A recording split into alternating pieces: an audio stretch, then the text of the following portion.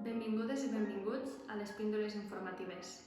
En aquest vídeo us explicarem les causes intrínseques del per què es produeixen les caigudes. L'atròfia muscular és la pèrdua de teixit muscular.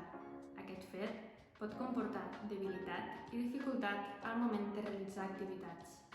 Per previndre-ho, serà necessari incorporar exercici físic per tal de mantenir un bon estat tant dels músculs com dels ossos. La incorporació d'exercici cardiovascular, de força, de resistència i propriocepció serà important realitzar-ho de forma diària. El dèficit sensorial, en aquest cas no veure bé, pot comportar dificultats al moment de realitzar activitats. Es recomana una revisió oftalmològica, on es podrà revisar la vista i prescriure, si és necessari, l'ús d'ulleres. Per últim, la presa de medicació.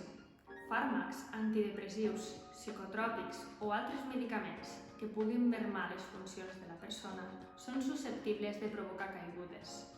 Realitzar una visita al metge podrà valorar tots els fàrmacs que es pren i prescriure un ajust si és necessari.